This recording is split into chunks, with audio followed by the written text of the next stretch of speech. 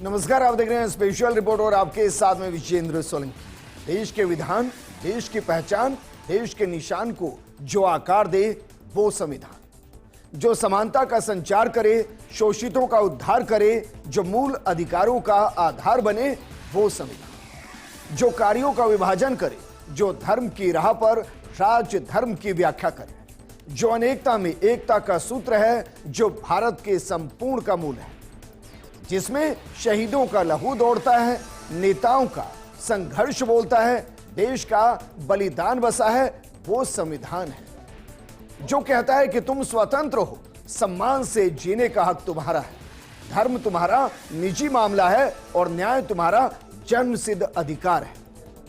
यह सिर्फ कानून की किताब नहीं बल्कि मां भारती का दिल है, जो हर धड़कन में समता, स्वतंत्रता और बंधुत्व की गूंज लिए हुए है। लेकिन आज आपको संविधान के विधान से लेकर संशोधन से समाधान तक का पूरा इतिहास बताएंगे। साथ ही आपको बताएंगे कैसे ये बना देश का मार्गदर्शक ग्रंथ, क्योंकि इसके मूल में राम है, कृष्ण है, संकट मोचन हनुमान है, गुरु गोविंद है, तीर्थंकर महावीर हैं, गौतम बुद्ध है, छत्रपति शिवाजी हैं, नृत्य करती नटराज है और नालंदा है। ये संविधान है।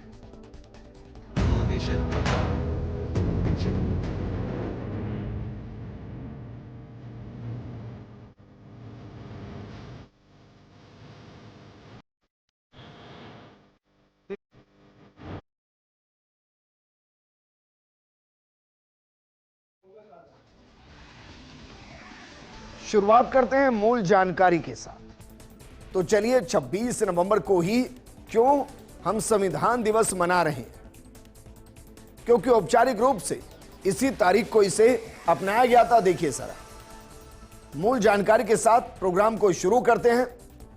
26 नवंबर 1949 औपचारिक रूप से इसे अपनाया गया और 26 जनवरी 1950 2 महीने बाद संविधान लागू हुआ। इसलिए संविधान दिवस के तौर पर हम 26 नवंबर को मनाते हैं और गणतंत्र दिवस के तौर पर 26 जनवरी को मनाते हैं।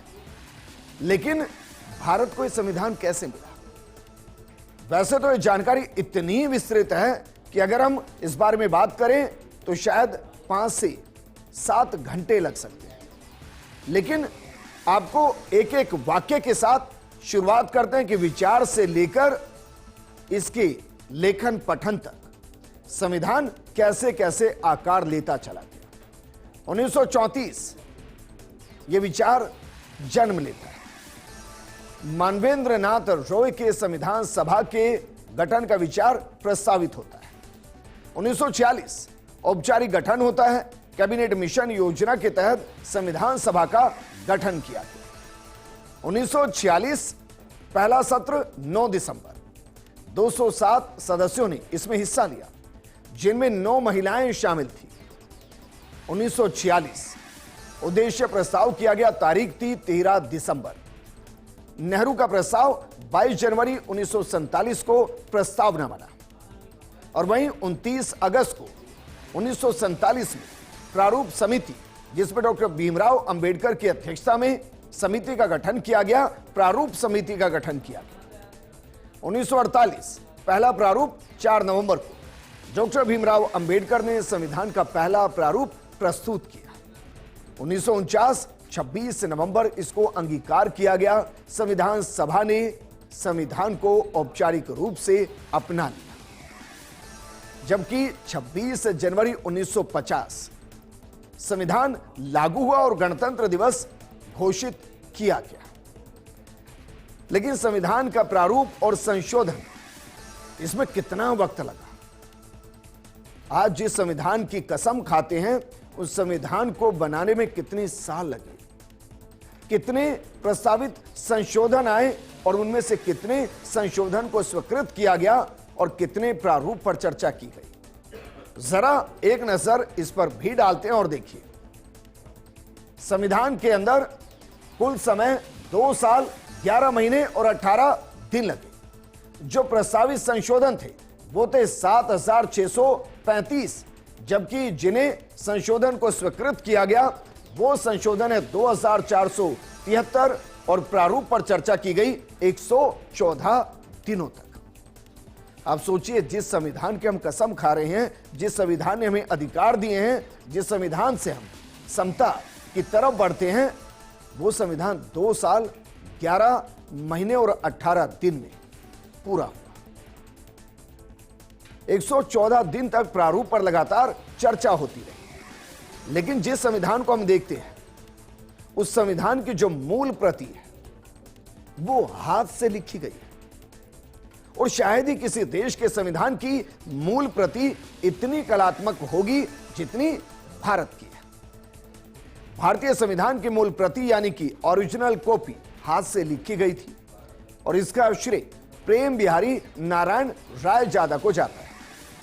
उन्होंने इसे इटैलिक स्टाइल में खूबसूरती से लिखा और इसे लिखने में उन्हें लगभग 6 महीने का वक्त लगा। इसके अलावा शांति निकेतन के प्रसिद्ध कलाकारों जैसे कि नंदलाल बोस, उनके सहयोगियों ने इसके हर पन्ने को चित्रों और बॉर्डर से सजा दिया, जिसे एक अनूठी कलाकृति बनी। ये अमूल्य प्रति आज भी संसद भवन की लाइब्रेरी में हीलियम गैस से भरे खास शीशे के बॉक्स में सुरक्षित रखी हुई है। जिस संविधान को आज के दौर में धर्मनिरपेक्ष कहते हैं, उस संविधान में प्रभु श्री राम है, उसमें श्री कृष्ण है, उसमें गुरु गोविंद हैं, उसमें गौतम बुद्ध हैं, उसी के अंदर छत्रपति शिवाजी है, उसी के अंदर नृत्य करते नटराज हैं। आप सोचिए, यह हमारा संविधान है जिसके पहले पन्ने से लेकर, या यूं कहें कि भाग 1 से लेकर भाग 22 तक सबकी शुरुआत एक चित्र के साथ होती है, जिस चित्र का भारत से अटूट संबंध रहा है। लेकिन 6 महीने जब इसको हाथ से लिखा गया, उस दौरान अब जानते हैं किस पेन का इस्तेमाल किया गया। यह बेहद खास है क्योंकि संविधान को हाथ से लिखने में प्रेम बिहारी को 6 महीने लगे थे और इसमें 432 पेन होल्डर निब का इस्तेमाल किया गया था। संविधान लिखने में 303 निब की पिन का इस्तेमाल किया गया और यह निब इंग्लैंड के बर्मिंघम शहर से आयात की गई थी, खरीदी गई थी। निब को होल्डर में लगाकर पेन बनाए गए, जिन्हें स्याही में डुबोकर संविधान लिखा गया था। एक एक शब्द मोती की तरह चमकता हुआ, मानो मां भारती के आजादी के बाद के भविष्य को लिख रहा। वैसे तो इसकी वजन की कल्पना नहीं की जा सकती क्योंकि इस पर संपूर्ण भारत की उम्मीदों का वजन है, इस पर धर्म का वजन है, इस पर न्याय का वजन है, इस पर उम्मीदों का वजन है, इस पर अधिकारों का वजन है। लेकिन अगर इसे तराजू में तोला जाए तो ये कितना वजनदार है, जरा इसको भी देखिए। क्योंकि जो आजकल पॉकेट बुक लेकर घूम रहे हैं ना, वो इसकी मूल कॉपी को शायद 20 मिनट उठाकर नहीं चल पाए। जरा देखिए मूल कॉपी में कितना वजन है। जो संविधान की मूल कॉपी है वो 2 है, एक अंग्रेजी में और दूसरी है हिंदी के अंदर। जो अंग्रेजी की मूल कॉपी है वो 13 किलो की है और जो हिंदी की मूल कॉपी है वो 14 किलो की है। अब इसको अन्यथा मत लीजिए, वैसे भी हिंदी अंग्रेजी पर हमेशा ही भारी पड़ती है और मूल कॉपी वजन के हिसाब से भी अंग्रेजी पर भारी पड़ रही है। लेकिन इसके लिए जो कागज है, जो अंग्रेजी की मूल कॉपी के लिए जो कागज इस्तेमाल हुआ वो कहानी अलग है, और जो हिंदी की मूल कॉपी के लिए कागज इस्तेमाल हुआ वो कहानी अलग है। आप ये भी कह सकते हैं कि हिंदी चूंकि हमारी मातृभाषा है तो उसमें मेड इन इंडिया की झलक आपको उस जोर में भी नजर आई। संविधान की पांडुलिपि जिसका आकार 45.7 सेंटीमीटर 58.4 सेंटीमीटर है, वो पोर्चमेंट कागज है जिस पर लिखी गई है अंग्रेजी में, और यह कागज इंग्लैंड के बर्मिंघम शहर से मंगवाया गया था। सेलुलोज आधारित पोर्चमेंट कागज को खास ट्रीटमेंट से नॉन स्टिक बनाया गया। इस पांडुलिपि में 233 पन्ने हैं जिसका वजन 13 किलो है। संविधान की पांडुलिपि चमड़े की काली जिल्द में है जिस पर सोने की कारीगरी है। वहीं जो संविधान की हिंदी कॉपी है जिसमें 264 पन्ने हैं, उसका वजन 14 किलोग्राम है। लेकिन इसका जो कागज है वो बर्मिंघम से नहीं आया। इसका कागज handmade paper research centre Pune से बना है। हिंदी कॉपी कैलीग्राफर वसंत कृष्ण वैद ने हाथों से ली। इसका कागज भारतीय है। अंग्रेजी में लिखे हुए संविधान का कागज विदेशी है। लेकिन संविधान चाहे वो अंग्रेजी में है या हिंदी में है, वो हमारा है, वो इंडिया का है, वो भारत का है। क्योंकि संविधान की प्रस्तावना से लेकर इसके गठन में जिस समिति का गठन किया गया, वहां से एक और संदेश निकला महिलाओं की महत्वपूर्ण भूमिका को लेकर। क्योंकि संविधान सभा में विविधता का प्रतिबिंब नजर आया। इसमें कुल 379 सदस्य थे, जिनमें 15 महिलाएं भी शामिल थी, बाकी धर्म के लोग भी शामिल थे। जो महिलाएं शामिल थी उनमें सरोजिनी नायडू थी, विजयलक्ष्मी पंडित थी, दुर्गाबाई देशमुख थी, हंसा मेहता जैसी महिलाएं इसकी सक्रिय सदस्य थी और सक्रिय रूप से वो बहस में हिस्सा भी लेती थी और संविधान पर अपने हस्ताक्षर भी उन्होंने किए। यह उस समय की सामाजिक बनावट में क्रांतिकारी कदम माना गया। लेकिन जिसे हम मूल कॉपी कह रहे हैं, आजकल आपने बहुत सुना होगा कि भाई संविधान खतरे में है। आपने यह भी सुना होगा संविधान को बदला जा रहा है। लेकिन यह सच है कि संविधान खतरे में है, क्योंकि इसकी जो कॉपी है, मूल कॉपी है, उसको बचाकर रखना किसी चुनौती से कम नहीं। और यह आज से नहीं है, यह संविधान की मूल कॉपी 1985 से खतरे में है। तो जब आपको कोई कहे ना कि आज संविधान खतरे में, तो आप उसको 1985 से जोड़िए और कहिए कि भाई मूल कॉपी यकीनन खतरे में और उसको बचाने की जरूरत है। संविधान की मूल अंग्रेजी कॉपी और हिंदी कॉपी को लंबे समय तक संरक्षित करने के लिए पार्लियामेंट लाइब्रेरी 1985 के बाद लखनऊ में national research laboratory for conservation of cultural property से संपर्क साधा, मगर बात उस दौरान बन नहीं सकी। इसके बाद पार्लियामेंट लाइब्रेरी की गुजारिश पर नेशनल फिजिकल लैबोरेटरी ने अक्रिय गैसों वाले कांच के सील चैंबर विकसित करना शुरू किया। एनपीएल ने इसके लिए अमेरिका के संविधान के लिए बनाए गए खास हीलियम वाले चैंबर और बॉक्स का जो मॉडल था उसको अपनाने की कोशिश की। कई कोशिशों के बाद हीलियम गैस लीक होना बंद नहीं हुई। एनपीएल ने अपने वैज्ञानिक हरि किशन को फ्रांस की सेंट गोबेन कंपनी से मदद लेने पेरिस भेज दिया। नवंबर 1992 में एनपीएल ने अमेरिका की गेटी कंजर्वेशन इंस्टीट्यूट से मदद मांगी। जीसीआई मिस्र में मिली मम्मी को ऐसे ही नाइट्रोजन बॉक्स में संरक्षित कर चुकी है। जीसीआई ने 180 mm बाय 180 mm 305 mm के 3 सील बॉक्स बंद बनाए, जिनमें एयर कनेक्शन नहीं था। इनमें 2 को मार्च 1994 को कैलिफोर्निया से नई दिल्ली भेजा गया। बॉक्स में 40 से 50% नमी के साथ नाइट्रोजन रहती है। इसमें ऑक्सीजन की मात्रा सिर्फ 1% है, इससे ज्यादा नहीं होती। सीलिंग की जबरदस्त तकनीक के बाद भी दोनों बॉक्स में हर 5 महीने में 5 क्यूबिक सेंटीमीटर ऑक्सीजन दाखिल हो जाती है। इसे निपटने के लिए दोनों बॉक्स में ऐसे केमिकल रखे गए जो ऑक्सीजन को खत्म कर देते हैं और इस तरीके से आज भी संविधान की मूल कॉपी को बचाने की जद्दोजहद भारत कर रहा है। लेकिन यह हमारा संविधान है, वो संविधान जो अटल है, वो संविधान जो संशोधित तो होता रहा लेकिन कभी बदला नहीं गया। आगे चलकर हम आपको बताएंगे जिन जिन देशों ने संविधान को अपनाया वो अपने ही देश के संविधान को कितनी बार बदल चुके हैं। हमने सिर्फ संशोधित किया, कभी मूल को बदलने की कोशिश नहीं की। लेकिन जरा देखिए मूल संविधान बनाम संशोधित संविधान के बीच में क्या बदल चुका है।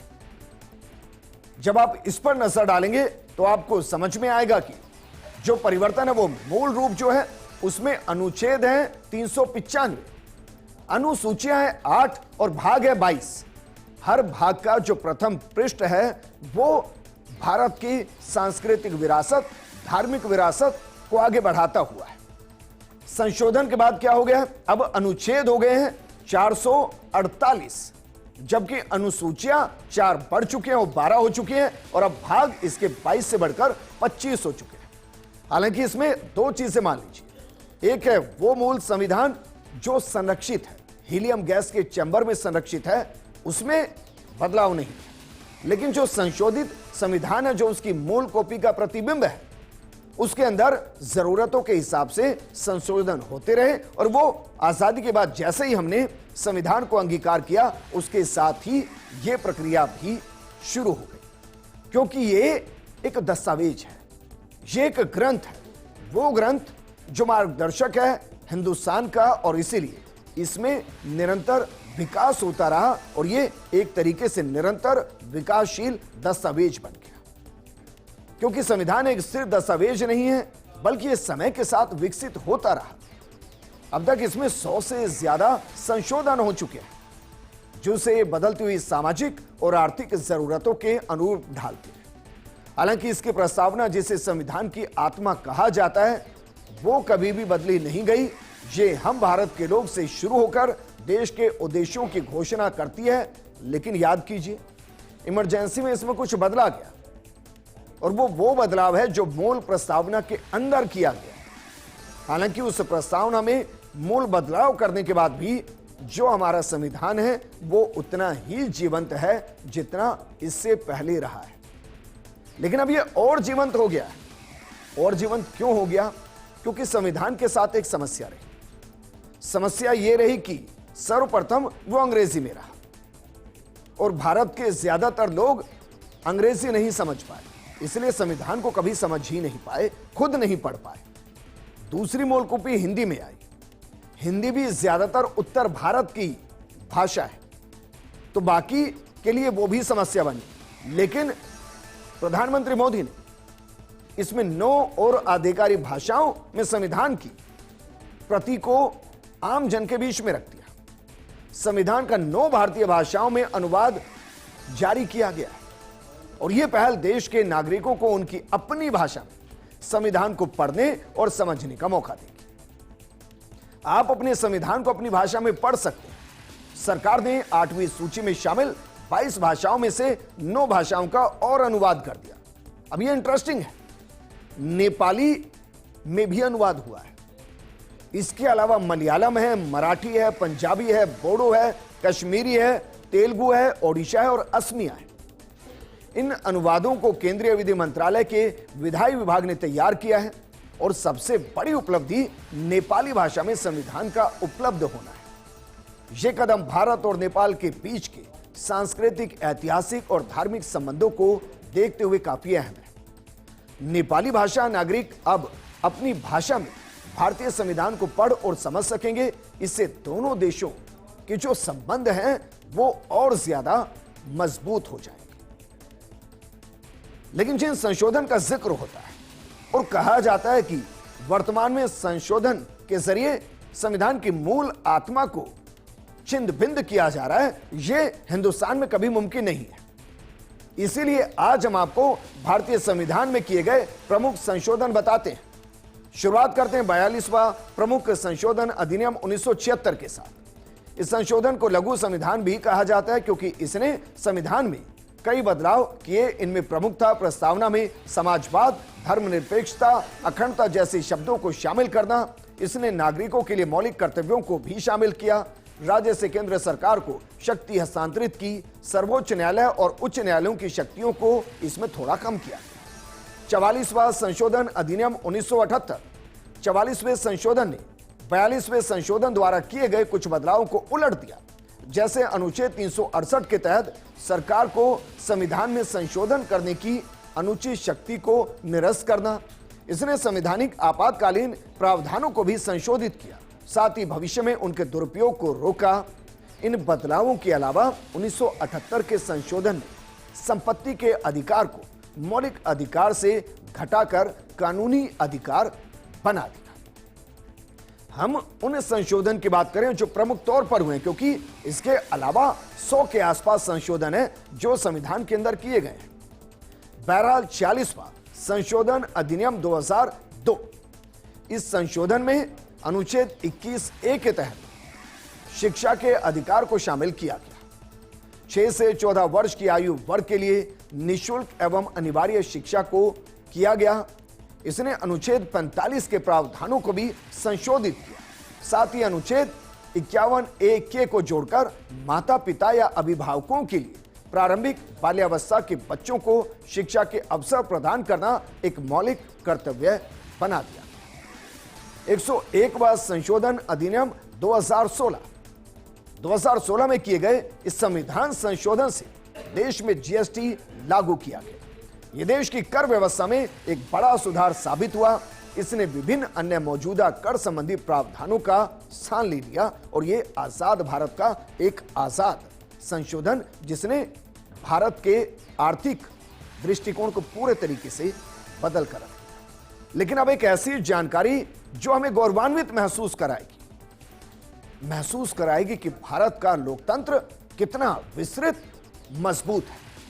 दुनिया में कितने देशों के अंदर लोकतंत्र कितनी बार बदल चुके हैं, या यूं कहें कि वहां का संविधान कितनी बार उलट दिया गया और नया संविधान लिख दिया गया, जबकि भारत का संविधान आज भी अटल है, अमर है, जीवंत है। पाकिस्तान से शुरू करते हैं। भारत के साथ ही वो आजाद भारत से आजाद हुआ। पाकिस्तान में अभी तीसरा संविधान चल रहा है, 1973 लागू है। इससे पहले 2 संविधान 1956 और 1962 भी रहे थे। वहीं श्रीलंका में तीसरा संविधान लागू है। तुलनात्मक रूप से भारत ने कई संशोधन करते हुए भी 3/4 सदी तक अपने संवैधानिक ढांचे को बरकरार रखा है। फ्रांस को देखिए, 1791 से 1958 के बीच जब 5वां गणराज्य बना, 1 दर्जन से ज्यादा संविधान लागू हुए। मैक्सिको में 1824 से शुरू हुआ इस सदी में 4था संविधान लागू है, जबकि अर्जेंटीना और ब्राजील में 19वीं सदी के मध्य 20वीं सदी के उत्तरार्ध के बीच 5 संविधान लागू हुए। नेपाल में 1948 से 2007 के बीच 6 संविधान लागू हुए। उसने 2015 में अपना 7वां संविधान फिर से लिखा है। लेकिन ये भारत है, जहां संविधान अमर है, अजर है, जीवंत है और भारत का मूल है और इसे कोई बदल नहीं सकता, क्योंकि हर कोई इसकी कसम खाकर भारत को प्रगति की राह पर आगे बढ़ाने का काम कर रहा है। और ये आजादी के बाद के भारत से आधुनिक भारत होते हुए विकसित भारत की परिकल्पना के साथ आगे बढ़ रहा है। इसलिए संविधान देश का मार्गदर्शक ग्रंथ था, है और हमेशा रहेगा और इस पर गर्व कीजिए। इस प्रोग्राम में फिलहाल इतना ही। आप बने रहिए फर्स्ट इंडिया न्यूज के साथ, क्योंकि खबरों का सिलसिला लगातार जारी है। नमस्कार।